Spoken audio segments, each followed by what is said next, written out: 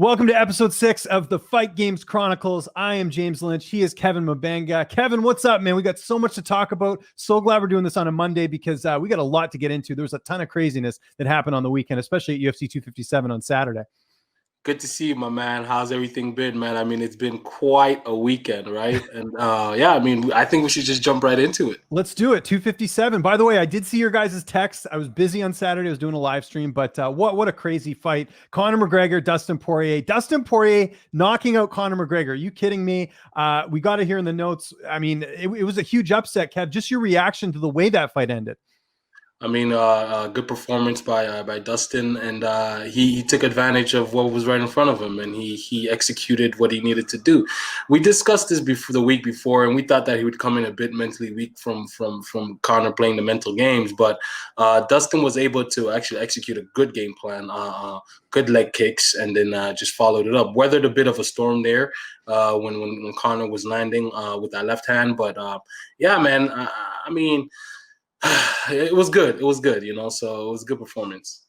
This, to me, was the worst case scenario for Conor. Now, look, I thought he won the first round. I thought he was doing well in the opening bell. That second round, I mean, him getting knocked out changes so many things. We'll get into the implications of this in a second, but I think this was a huge upset in the way the fight ended. I mean, if you had told me Dustin Poirier was going to submit Conor McGregor, if you told me Dustin Poirier was going to edge out a decision if the fight went longer, I would have said no problem. But for Dustin Poirier to knock out Conor McGregor, first time McGregor's been knocked out in MMA, right? 27 career fights, never been knocked out. That to me is a huge upset just from that perspective. And the other thing is, Kev, I mean, how many knockout wins has Dustin Poirier had recently? Like none. He's fought Gaethje, he's fought Hooker. All those fights went the distance. So the fact that he did this against Conor, I think is a huge win for Dustin. I think it shows that he is a top 5, lightweight. I think he's definitely going to be fighting for a title next with this whole Khabib thing looming. But I mean, this was such a bad outcome for Conor because of the things we talked about leading into this with, the Pacquiao fight on the table, and we'll get into Pacquiao a little bit. But what did you think of the way the fight ended? I thought that was the bigger upset than Poirier just winning himself. I figured if Poirier was going to win it, he was going to win like that. By with strikes, because he's a striker, right? He's a puncher. He has a good boxing coach. So I figured if he'd win, and then he's shown us before, like you said, knocking out a lot of dudes. So I knew if he was going to win, he was going to win that way, by just outpointing the guy with just more precision punching, just wearing him down with the punching. But I just didn't know if he was going to be able to put it all together. I was like, man, because every time, you brought him up to the biggest stage, he never performed at the highest level. You mean Max, he beat Max for the interim belt. That's probably his biggest win on the biggest stage for himself. But usually he came up short, when he came with the top 2-3 guys, he would always come up short. So to see him put it all together like that, and he showed us with the Hooker fight, he showed us with the Gaethje fight that he could do that. And he was shown us before a lot of times that he could do that.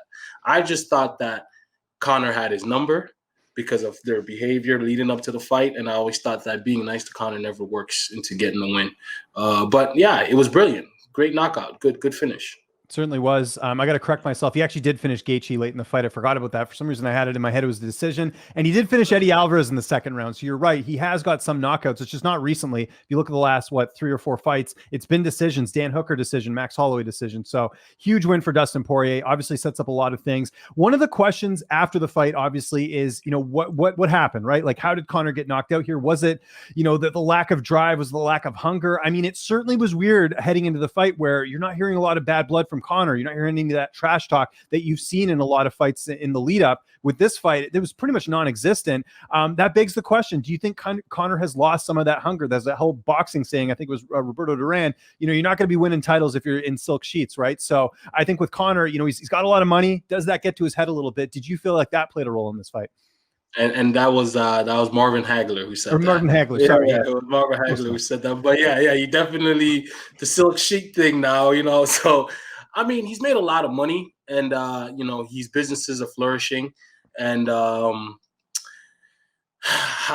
don't know, man.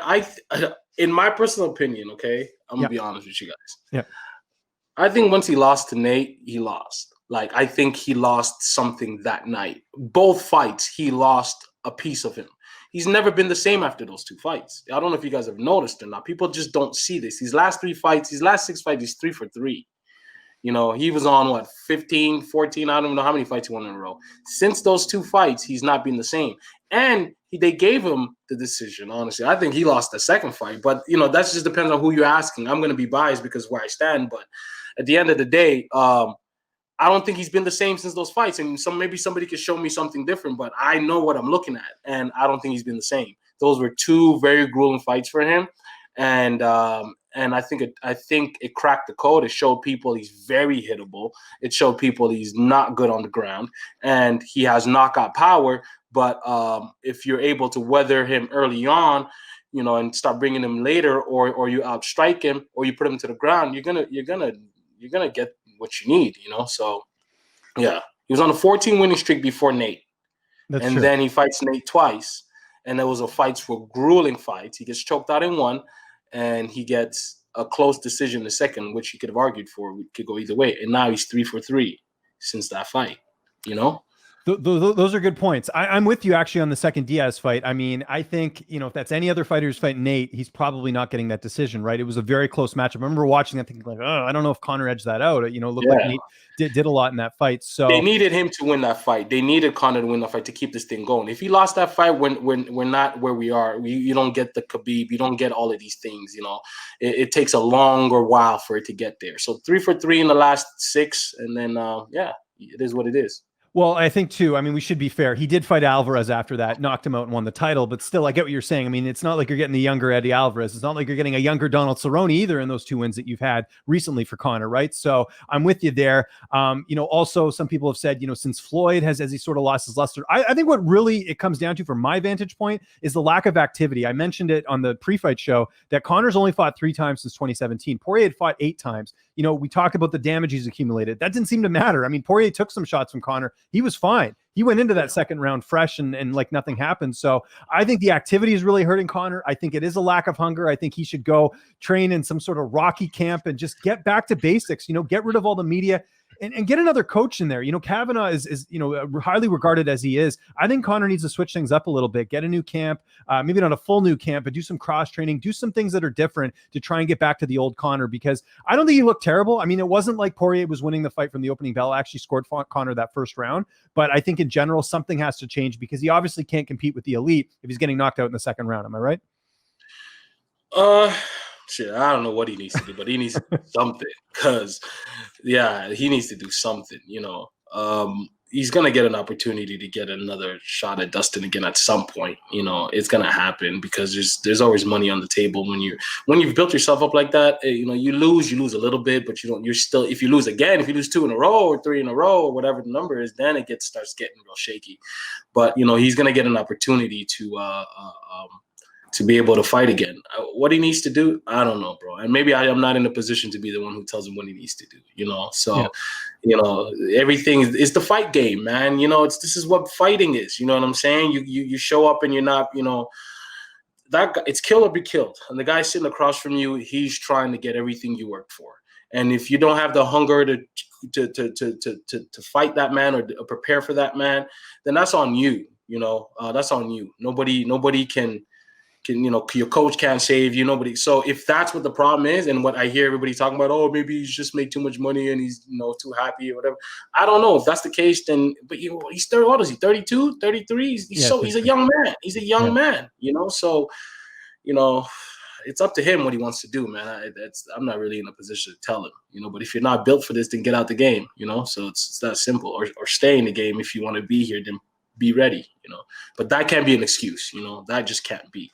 You know, so was Poirier overlooked in this fight? I feel like he was, especially from a lot of the Conor fans. Like, I can't tell you how many people I saw saying, "Oh, Poirier's going to get destroyed." Like, I never felt that was the case. I always said that Poirier would do better. I did pick Conor to win. I'm not going to try and be transparent here, but or not tell you guys the truth here. I did pick Conor, but I think in general, Poirier was just, the whole narrative was, oh, it's going to be like the first fight, but really it wasn't. It was the opposite, right?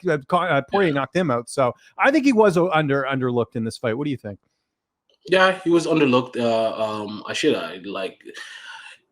I was a betting man, I don't know if I said this on the last conversation podcast we had. But if I was a betting man, I would put my money, because it's a good bet. That's a really good bet. That's a good turnaround if you're putting money down, to put that little 100 down, get 400 out of it, like whatever. What was the odds? Like 375 was it, or something? Yeah, it was something like that. I think Conor was like just over minus 300 as the favorite there. Yeah. So that's a good bet. But I don't know, man. What I didn't like was how they were behaving with each other, and I just felt like Buddy had his number for like, somebody beat me up like that, and he's gone on to talk all this shit and said all of that. I just wouldn't be as cool with Buddy as he was. But I think maybe that was part of his plan, to act like he was cool, and maybe that works on Conor too. Anderson Silva was really good at doing that. Anderson Silva was really good at softening you up nicely, shake your hand respectfully, never talk shit, but he was just softening you up. So it is what it is. Co-main event, obviously big implications as well. Dan Hooker, Michael Chandler. I got to give you credit, Kev, because one of the things I said in the pre-show was that I think the height and reach is going to be too much for Chandler. It didn't matter. That power bomb of Chandler landed, and Hooker gets knocked out in the first round.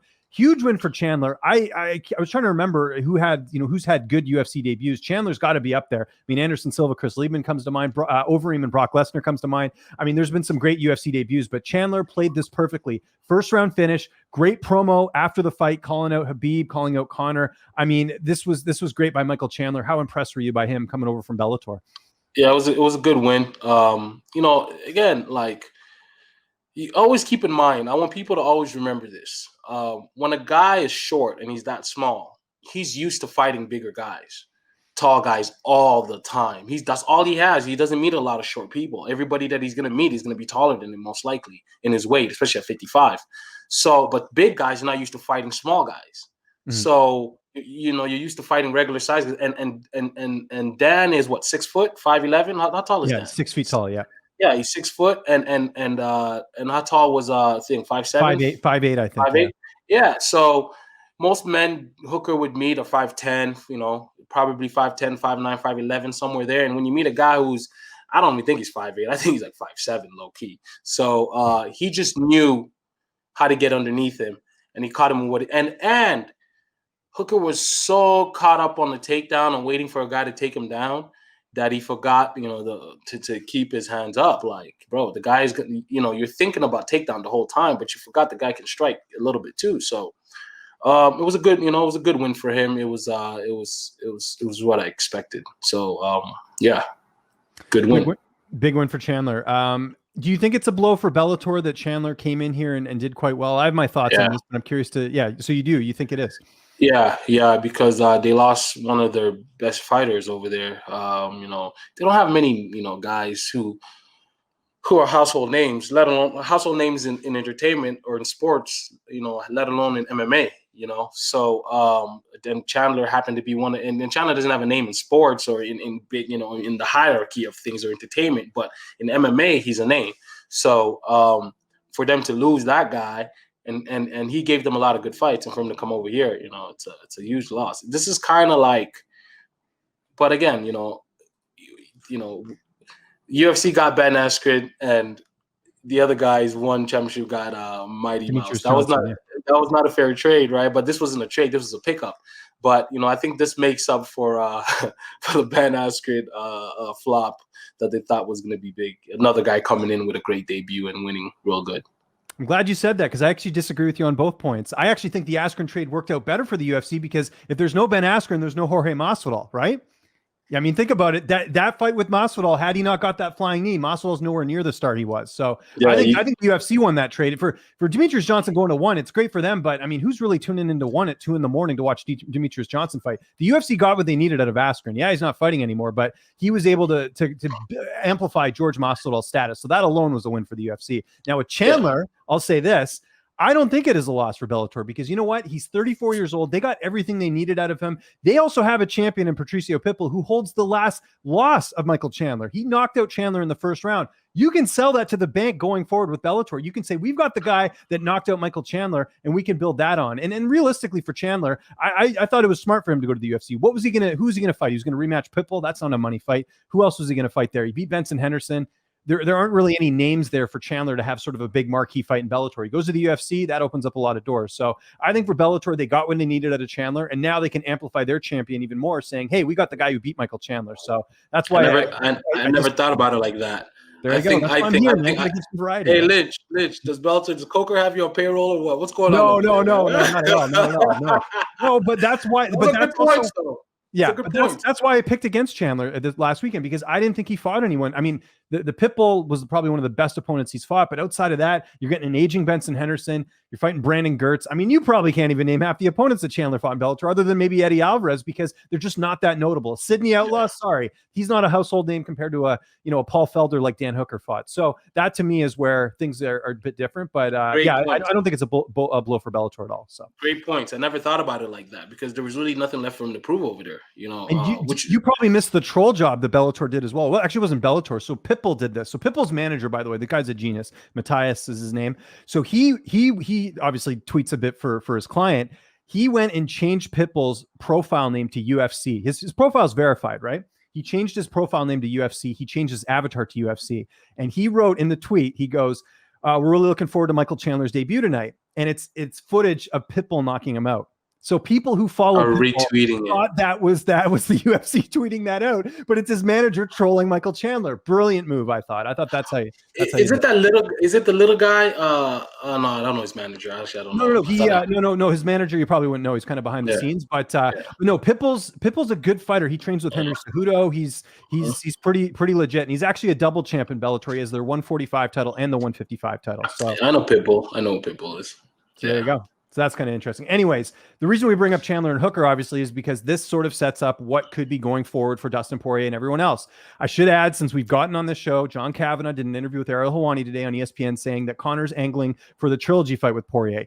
I don't think that makes any sense at all. You just got knocked out. Why are you angling for this trilogy fight? I know it would make some money, obviously, with Conor losing, but I think Conor needs another opponent and then get back and fight Poirier after this. So the question is, what is next for Conor? What do you think he should do if you're his management? I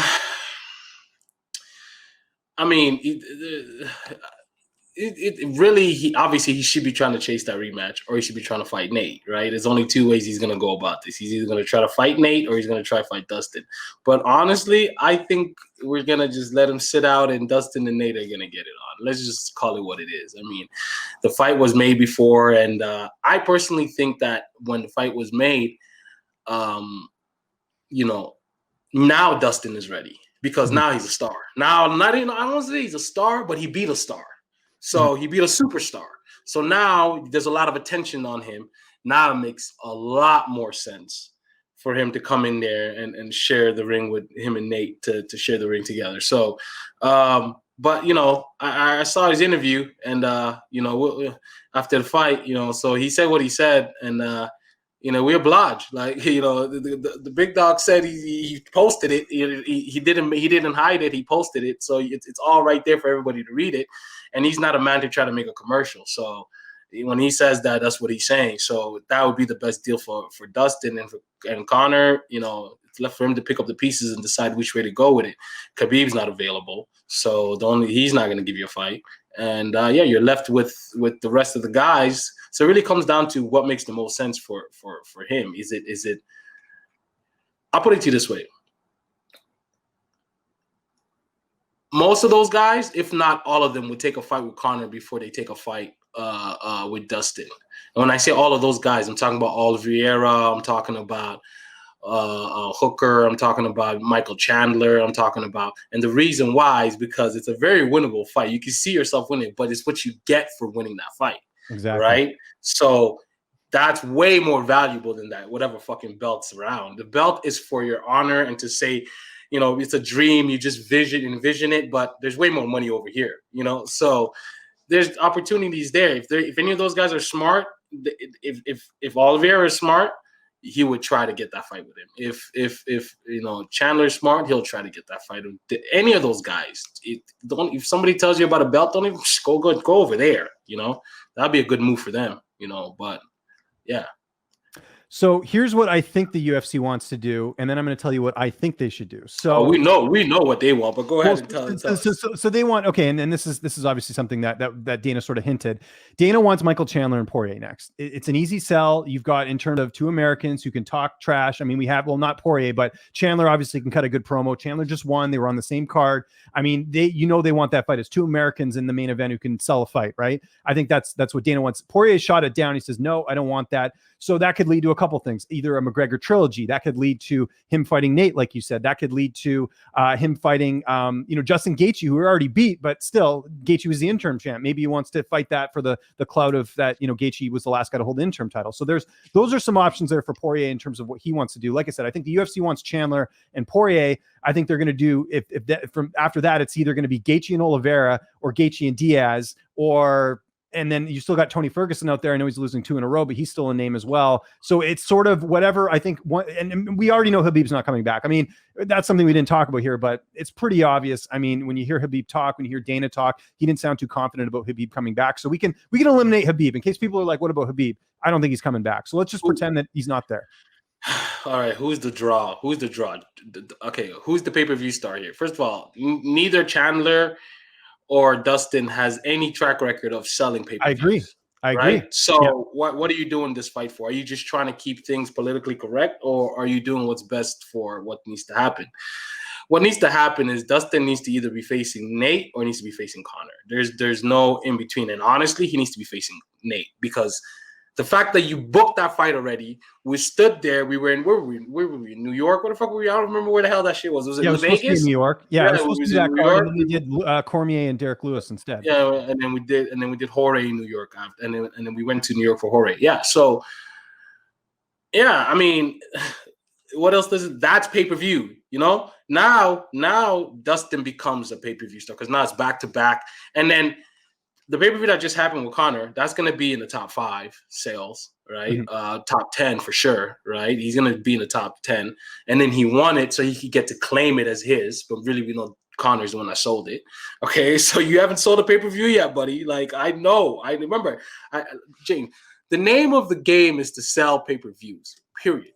And any fighter should understand this. So you just did numbers with Conor.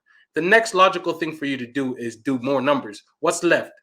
The only numbers you're gonna do is with Khabib, Conor, or Nate. Khabib is chilling.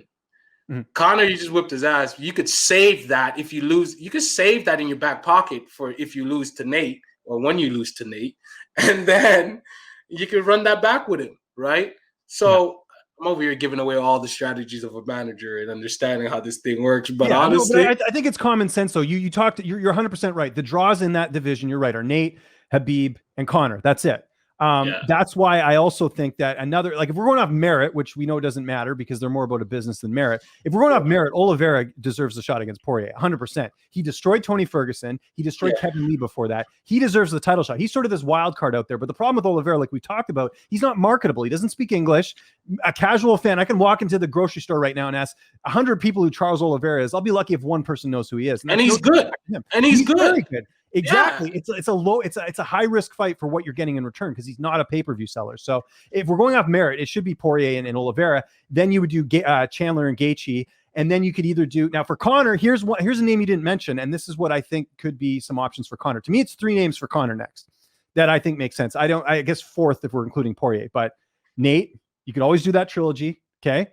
Tony Ferguson, because Ferguson's coming off 2 losses. He's still a big name, but Ferguson's 37. He's had a lot of injuries. He's also not fought as much as Conor. That's a winnable fight for Conor. And there's some bad blood there as well, because Ferguson used to be with Paradigm, which is who Conor's managed by. He left Paradigm because of being unhappy about the McGregor fight not happening. Now he's with VaynerMedia. That's an easy selling fight. And there'd be trash talk in that fight with Ferguson and McGregor, right? With the 2 going at it back and forth. So I think the fight to make is Ferguson. And then you've got Diaz, then you got whatever else. But the issue I think with Nate, unfortunately, and I'm just playing devil's advocate here, obviously I support Nate and everything, but the problem is that's a tough sell to give him, which I would assume be a title shot with Poirier, because they're going to strip Khabib, or Khabib will vacate. That's tough. That's a tough sell off a loss. That's the only thing I think that would hold him back from getting that Poirier fight, because he lost to Masvidal.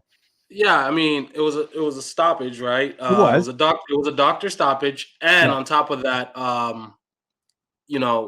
170. You know, we're talking about 155. We're going back down to 155. So, and then you need to sell something. At the end of the day, look, Chandler and Oliveira need to fight each other for who's going to be next. Okay? Because you can make a case for Chandler, you can make a case for Oliveira, you can make a case for who else? I don't know. You can make a case for, and then Chandler being a former champion, a guy who's held belts. Oliveira's never held no belts. So it's like, but at the end of the day, it's like those two are just not sellable with Dustin. You can't sell that.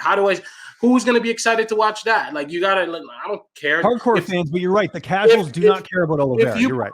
If you put that fight on that, okay, here's when I get excited to watch a fight like that. If that's number 2, 3, 4 on the card, I'm excited.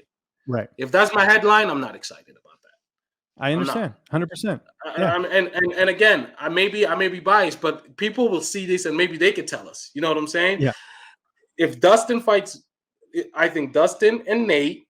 I think Chandler and Oliveira, and the winner of Chandler Oliveira get to now fight somebody who's even bigger, because you're talking about Conor, Nate, Dustin. So now you're talking about Dustin just fought Conor. Now he's fighting Nate. Now you can carry a pay-per-view. Yeah. Now you can carry a pay-per-view. You just fought 2 superstars. You could carry a pay-per-view. That's if you win, but I don't think you will. And then when Nate wins, then you could bring one of those guys and we'll carry them on the pay-per-view. You see what I'm saying? We'll carry Chandler on the pay-per-view. We'll carry Oliveira on the pay-per-view. You can sell that now. Now you can put any one of those guys on there who don't sell no numbers, and we'll carry it. You need somebody to carry the pay-per-view. If you don't have somebody to carry it, then you're not going to do numbers. And it's all about numbers, period. And it still makes sense because you don't know who to give the shot to between Chandler and Oliveira. Like, who's to say Chandler is more deserving of a shot than Oliveira? He's not. He's frankly not. I mean, to me, Oliveira deserves it more than he does. If we're going by using the deserve word, which never really exists in MMA. But if you look at the body of work of who Oliveira's fought compared to Chandler, even if you go to Bellator, Oliveira's fought better. I don't know about that. Maybe we need to look at somebody. We need to look at a list. Yeah, we need to get 10-10, like his last 10, his last 10, and then let's see who has the better resume. But no, Oliveira has a really good resume. Oliveira. Come on. Yeah, Oliveira has a good. But hold on. Chandler held a belt. Chandler was a champion. Is that against not guys like Brent Primus? Do you even know who Brent Primus is? You probably don't. I can name Kevin Lee though. That's who Oliveira beat. True. Because the UFC is a bigger company than Bellator. But hold on though. Does that not mean then what the fuck are they fighting for belts for then? That's okay. Fair enough. But I think if you're looking at the overall body of work, Oliveira's fought better guys. And to me, but again, it's not based off merit, right? And by the way, I'll just something to piggyback off what you said about Nate. I mentioned him coming off a loss and fans being upset. Guess what? Guess how many title shots have been awarded to guys coming off losses recently? Yoel Romero lost to Paulo Costa. He got to fight Izzy last year, James, right? That doesn't apply to us. That doesn't apply to the Diaz brothers. Well, it's true. Yes, they can do whatever they want. No, but if anything, I'm supporting your case, saying that Nate lost his last fight. It doesn't matter. The UFC's been giving out title shots for guys losing, for a while now, or at least the last year. So anyway. Yeah. So it is what it is. But at the end of the day, I know what the name of the game is. The name of the game is to sell pay-per-views. It is. And, you're right. And there's no better time for Dustin to be smart enough to say, okay, I already bodied this guy, and he's the biggest name I could body. What's the second biggest name I could try to body? That's going to be Nate. So come get some. Come step over the line. Come. Don't go running, chasing, looking for Khabib or looking. No, come right here. This guy called you out, and he doesn't go in there and call you. He may say this about this guy or this about that guy because these guys are all suckers in his eyes, and if they're not real, stand-up dudes, then they're just suckers. But he's called you by name, and he's already was going to take a fight with you. You backed out of the fight, or the UFC did whatever they did. Who the hell knows? So we still want smoke. Homie still wants smoke. And now you're ripe. Now you are perfectly ripe because now the world has seen you beat this guy, and they think that this guy is a god. The leprechaun is a god. So now it's like, all right, well, come on then. So it looks good. Well, and this is the last thing I'll say on this is I love how you brought up the business side of things because it drives me nuts with fans when they're like, Conor should fight Islam Makhachev. He's Khabib's teammate. Conor should fight Ali Quinta. What planet are you living on where you think Conor should take a fight against anyone? It's a business, ladies and gentlemen. He's going to fight names. It's like RDA. People talking about Rafael dos Anjos. Oh, he's supposed to fight him in 2016. Nobody even remembers that. Everyone remembers him losing to Nate. They don't remember that he was supposed to fight Rafael dos Anjos. It's nuts, man. So, I'm glad you brought that up because it is a business at the end of the day. And that's why Poirier Diaz, it's kind of wearing on me a little bit in a good way. You know, I think the name of, I mean, we've been, yeah, it's the name of the game. Let's call it what it is, okay? Because you know, you can even be a world champion, and if nobody knows who you are, like we talked about Mighty Mouse. Mighty Mouse is great. He's better than 90% of these dudes. He's better than all of these dudes. But how come that doesn't matter then? You know, like the best. It's got to give you the feels. It's funny you mentioned Mighty Mouse. I was at his fight against Horiguchi in Montreal at the Bell Center. Bell Center's huge arena. That's where GSP had his first fight. 17,000. I know that arena very well. I was for that fight. Did you know that they closed off the upper bowl for that card because that's how poorly it sold? That's so sad. That's so sad to me. It's business. Nate Diaz headlines that card. I guarantee you those upper rafters are filled, right? It's a business. Sold out. Yeah, you know, it's a business. So we gotta sell pay-per-views. And then it's not even like, oh, you're picking a guy who can sell pay-per-views but can't fight. No, you're picking a guy who is most likely gonna beat this guy. So the chances are there. It's a good fight. You know, it doesn't matter, oh, what happened here. No, it's a really good fight. Even with that, they were gonna make that a headline for a pay-per-view without a belt. Okay? UFC does not do that. Without a belt on the line, and they were going to make it a headliner for a pay-per-view in New York for the second, third time we've been in New York, you know? So come on, guys. Like, I know what it is. It's the business is the business, and I understand it. And my guy is perfect. My guys, my team, my gang is perfectly suited for this moment. So, you know, we'll see if Dustin backs out or accepts the offer, and then we'll go from there. Yeah, just the buildup for that would be amazing. So I mentioned how this is the worst case scenario for Conor, and part of the reason is because of the boxing thing. Now, like I said, if McGregor got submitted, if he loses a decision, I don't think that affects his boxing, because then you could say, oh, well, it's MMA. He just lost in an MMA fight. But the fact that he got knocked out, Kev, I think really hurts his chances of fighting Pacquiao. And we're going to talk about Pacquiao in a sec because there's some news about him. But the second that fight ended, I thought, there goes the Pacquiao fight. Because how can you sell that? I know it's a business, and I know wins and losses don't count, but the fact that he got knocked out means that that's a tougher sell for a boxing fight in my eyes. What do you think? You're more of the boxing guy than me. Does that hurt him? Okay. So all right. So let's assess how he got knocked out. Yeah, he got knocked out because of the leg kicks. The leg kicks is what stopped that front leg from being able to plant to throw, and then he was on one leg for the last 45 seconds of that fight. Correct. Yeah. And once that happened, because he was touching Dustin, he was hitting him, and he had him hurt at the end of the first, or you know, he was a little shook up at the end of the first. So coming into the second, those leg kicks started getting implemented more.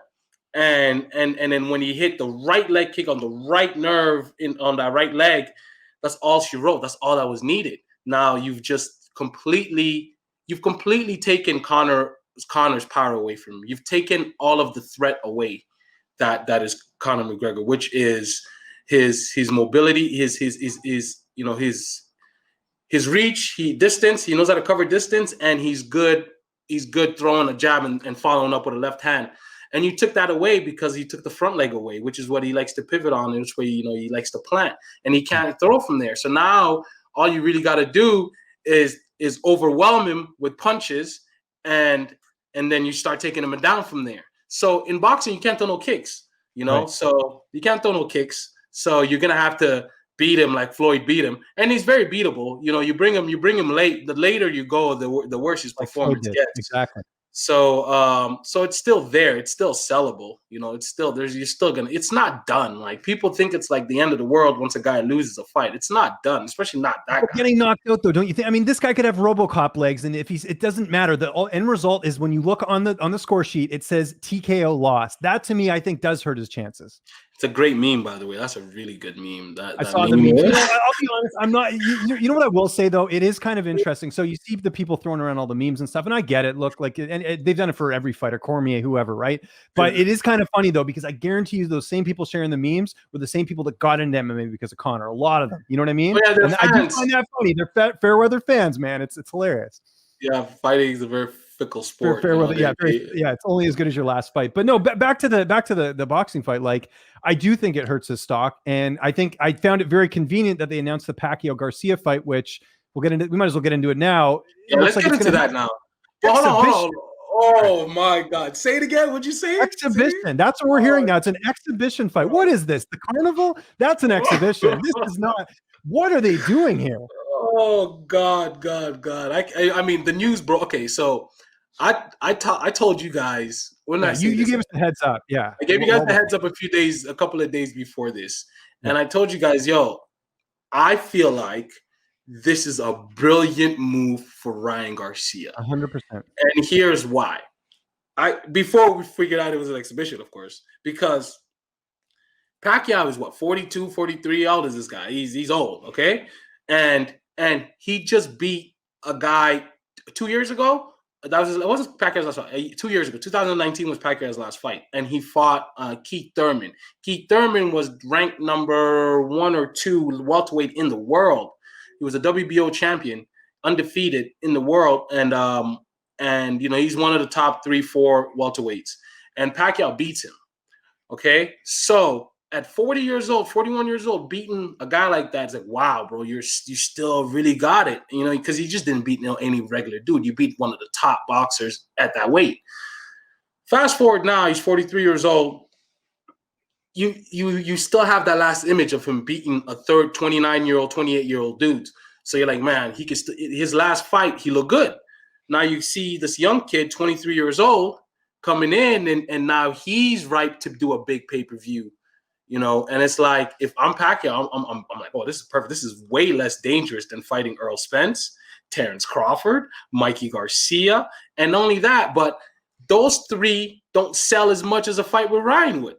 It's true. So not only is it an easier fight for me, a younger guy who's not a seasoned. If Ryan was 28, 29, it'll be a very dangerous fight for Pacquiao. But now there's so many holes, like I discussed before, and I know I can't be the only one that sees it. I know he saw it. He's left-handed. I know he saw it. So it's like, oh yeah, feed me this guy. I'm gonna break pay-per-view numbers with this guy, and then I could win that fight, and then he could prolong his career again, because now it's like you're 43, you beat a 23-year-old, you're twice that dude's age, and you beat him, and that's possible. But here is where it's even better for Ryan.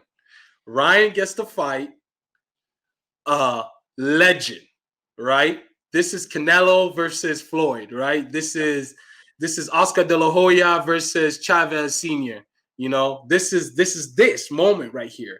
The older guys always usually lose, right? But Floyd is the different kind of animal. So Ryan wins. If Ryan wins, he went up 2 weight classes to 47, because Pacquiao's not coming down to 135. No, of course, right? Yeah. It's going to be a 47. So if he wins, he not only beat a legend, and then he retired him. He took everything he worked for. Now he's the A side to all of the pay-per-views that happen. If he loses, it's, oh man, you went up 2 weight classes, and you fought one of the greatest guys ever in the history of boxing. So, and people are going to build up the excuses. But guess what? He still becomes even a bigger star. And then he laps and automatically this makes him the A side in all negotiations with all of the other guys. Automatically, no question. He was ready the A side, but now he's about to lap them if he gets this fight. Because now he is a real time pay-per-view star. It's true. But I just don't get the exhibition thing now. Is that because they're trying to protect the record? Like, that sort of takes away from it, because here's the thing. Like, we talk about how boxers like to build themselves up. They like to have that undefeated record. I'm pretty sure Canelo didn't, after losing the Floyd, it didn't really hurt his stock. He was still getting big fights after this. So why are they making this exhibition? What's the explanation? What's your thinking here? From where I stand, I honestly don't know. Like, I'm sitting here and I'm like, why would you make this an exhibition? And one of my thoughts is, and I'm asking myself, whose idea is this? Is this Pacquiao's idea? I was going to say, is it Garcia or Pacquiao? That's what I wonder. This can't be Ryan's idea, because if this is Ryan's idea, this is the biggest pussy shit I've ever seen in my life. Like, you don't want to count the loss if the loss counts, bro. You lost to Pacquiao. I understand he's 43, but where's the shame in that? So like, I pray to God it's not him. And secondly, the fact that it's even the fact that you guys are even entertaining an exhibition, and we're talking about a guy who is hold on. Pacquiao's the world champion at 147 pounds. He's the WBO world champion, WBA world champion. He has one of the belts. Earl Spence has the IBF and the WBC. Terrence Crawford has the WBO, and Pacquiao is the WBA champion of the world right now. He's holding a belt, and he's gonna do an exhibition at 147 pounds versus an active fighter who's the #1 contender for the WBC 135-pound belt. Whoa! I mean, just the thought of that is crazy to me. It's not like somebody's retired. It's not like Pacquiao's retired and coming back to fight him. They're both active. They're both in the mix. You have a world champion and you have a guy who has a mandatory who's really running around his mandatory, which is the smart thing to do. Then come back around to him after, But James, man, I don't know what to say about that. I'm hoping it isn't. I'm hoping this is because I mean, there's a lot of weird things about this, right? Because Pacquiao didn't it's not like Paradigm came out and said, "Hey, we're making this fight." It was sort of just brought up, I think, on social media. So I think there's a chance they still got to figure some things out because something seems off. I mean, especially if they're saying exhibition, it's just for Ryan, like I see the benefit of the fight. Like we talked about this last week where it's like, Ryan's got that YouTube audience. Manny Pacquiao's audience is like, Filipinos and just any casual boxing fan, Manny Pacquiao, you've watched Pacquiao and Mayweather and Pacquiao and all those great fights. So it's kind of bringing the two worlds together, the younger audience with the older audience. So I think it's a win-win from that perspective. So why ruin it by making it an exhibition? That's stupid. I don't get it. You make it an exhibition and we lose a little bit from that. We lose not a little bit, a lot. There's a lot of luster gone in there. Like the fact that even think about it like this, the fact that it was even an issue when Mike Tyson made his fight an exhibition because we were like, man, we really wanted this to kind of count, but because it was two legends, but but you can be sympathetic enough to it because they're fucking 50 something years old. These dudes are old, but this situation is different. Pacquiao is the champion at 147 pounds.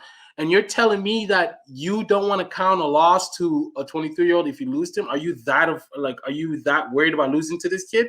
And then Ryan, are you that worried about losing to this guy that you don't want it to count? Whose idea is this? That's all I want to know. I thought the idea was great until you threw the word exhibition in there. Now it's just like, Jesus Christ, don't do that. Please don't do that. And so crazy? Gervonta Davis told us yesterday, he tweeted last night, or was it yesterday? Last night or in the evening during the game, he goes, I don't want to fight this guy anymore. The fact that he's fighting an exhibition. This is how every fighter is going to feel about him. Yeah, it's a good point. How it's going to impact the rest of boxing, right? With this matchup. So, well, again, things could change. I mean, even at the time we're recording this, things could change. Boxing world moves very fast, so we'll see sort of what happens there in terms of the details. But let's pretend this is happening. Let's pretend it's not exhibition. I pray to God it's not. I pray to God, but go ahead. How much of a chance do you give Ryan in this fight? I give him a good chance. It's a 43-year-old man. You're 23 years old. Okay, I give you a chance. I give you. You have your live dog in it. Don't give me the whole 47, bro. You walk around at 50 something. So or you're walking around at 40 something. 50. You're in good shape. So 47 is perfect. It's less weight for you to cut. Let me tell you guys something. The reason why fighters start off at a smaller weight and go up is because your career is going to go up and you're going to get older. So the older you get, the less weight you want to cut. You understand what I'm saying? Those cuts are harder. And your body starts growing into your man weight. But realistically, he could be fighting 147 right now. You get what I'm saying? He's not too small for it. He's the right height. He's good size. He's long. He could carry 147 pounds weight-wise, and he could do 140, and he's not that far. I mean, he's 10 pounds off, so that's the 10 pounds he cuts on fight week. So he can fight at 147. So is this a good fight? Yes, it's a good fight. There's a lot of holes we've discussed on this show that we saw that Ryan has. And I know for a fact Pacquiao saw those, and he knows how to – that's one thing about Pacquiao.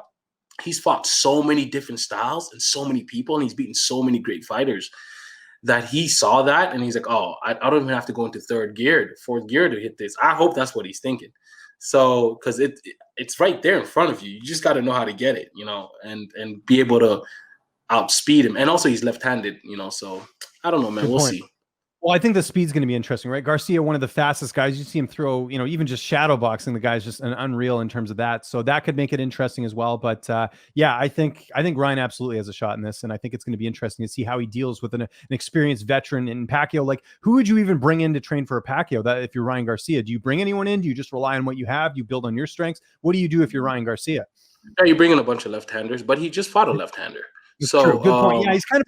You're right. That's actually a good point. He just fought Luke Campbell and another left-hander. So you bring in a left-handers, but quick guys. Real quick guys.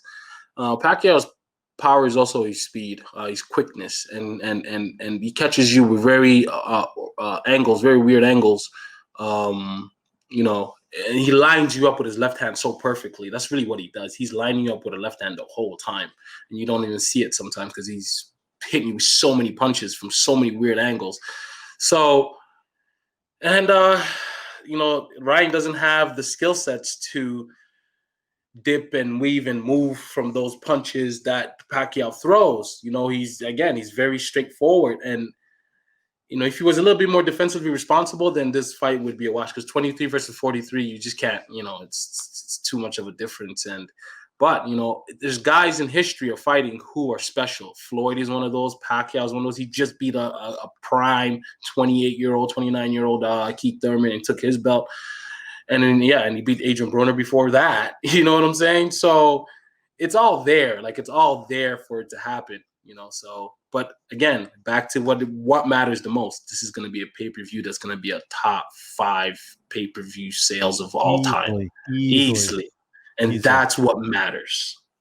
Yeah, it's huge for boxing if it all comes together. Again, hope it's not an exhibition, but we'll be keeping tabs. Pacquiao said, I think it was before, 3 more fights, right? Could this be his final one, or do you see him actually honoring that 3 fights that he said he was going to do? Shit. Tom Brady's going to the Super Bowl, bro. So anything is possible, yeah. You know what I'm saying? And Tom Brady 42, 43. Yeah, I don't know. This thing is, it's one thing about fighters, bro, it's so hard for them to let go. Big time. Yeah. And you know what it is? It's you've been doing this since you were, 8, 9 years old. It's really all you know. And it's a lifestyle. It's not a job. It's your lifestyle. Like, you're getting ready for a fight. You've been cutting weight since you were 8, 9 years old to get into those tournaments as a kid, those amateur tournaments, and, fighting at 15, 16, 17. I mean, you've been doing this since you were, for all of your life, for most of your time you've been alive, So letting go is really, really, really hard, even if you lose, because you just love it so much, or you hate it so much that you love it, or it's just all you know. So I could see him, win this fight and then try to, cash in on that fight because he just beat a big name, young guy, and then make even a bigger fight out of it with somebody bigger, Just don't take dangerous fights, Yeah, So be smart about what fights you're taking. It's got to be, and they got to make sense business-wise too, right? So that's another important thing. You got to dodge the Errol Spence. You got to dodge the Terrence Crawfords. Those guys are too dangerous, and they're super prime. They're 30, 29 years old. They're in their primes, and they're very dangerous guys. To where Ryan is not in his prime yet, and it's like, and there's so many holes in it that, but then everybody believes in it. It's like, this is the perfect opponent to pick if you're going to pick a Pacquiao opponent. What happened to Ryan Garcia's Twitter? I was following along with this last week. I saw 2 different theories of what happened. So this is my, I want to get your take on this. Not that this really matters, but I was curious. He has a big Twitter following. So I heard that he tweeted out something. He's very religious. He tweeted out something about, God or something like that. And I heard that Twitter took away his verification, and then his account went away. Now there was people saying that his account got taken away because he was tweeting about religion. And then I saw that he actually deactivated his account, and people are making it out like Twitter took it away. What's the latest on this? You might know better than me. I don't actually know. What I found out, what they told me was a couple of days ago when I found out about the Pacquiao things. What I found out about before the Pacquiao news came out, I talked to some people that's over there in that camp, since we know those guys, and they were like, Pacquiao. I was like, oh, crazy, and then because we were just talking, and it's like, Twitter. I'm like, what the hell? Well, our producer Taylor, who's here, is like, yo, they deactivated his account. I couldn't believe it. I was like, I don't know, man. But then again, it wouldn't make sense for him to deactivate his own account and then go on this spree of just talking so much shit about Twitter people, about the people that are on Twitter when you deactivated it yourself, So that doesn't make sense. And also, why deactivate your account right now when you're really, really hot right now? Why deactivate it? So I think that he said some religious shit, and then that, which is so messed up. Like, you can't censor.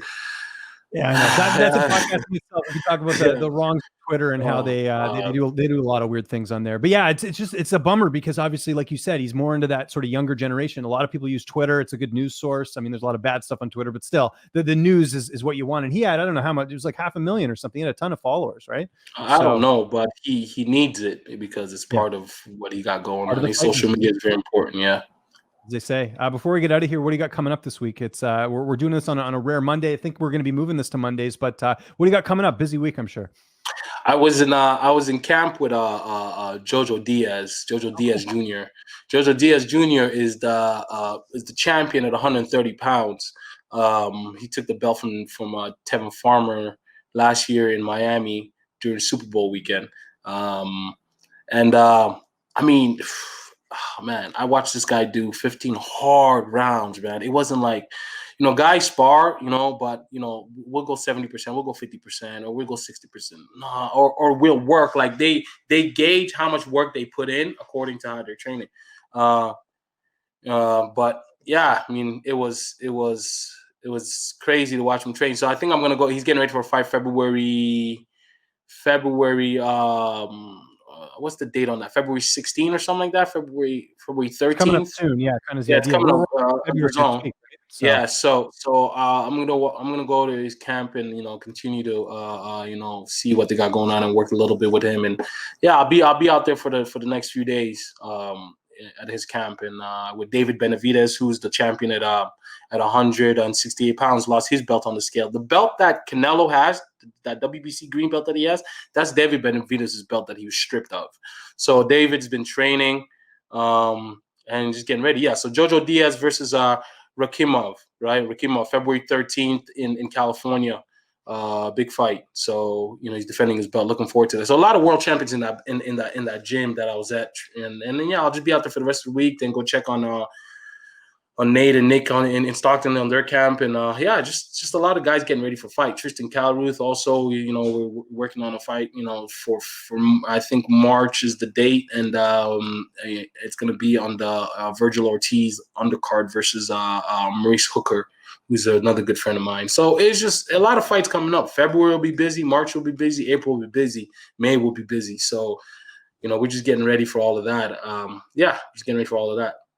You mentioned that February 13th date. That's actually the same day as UFC 258, which if you're looking at it now, not a very strong pay-per-view. I'm just looking at it right here. We might as well just touch on this quickly. Usman and Burns is the main event, right? Former teammates. And Usman's actually in Colorado training with Gaethje right now. So is his brother. Mo's there too.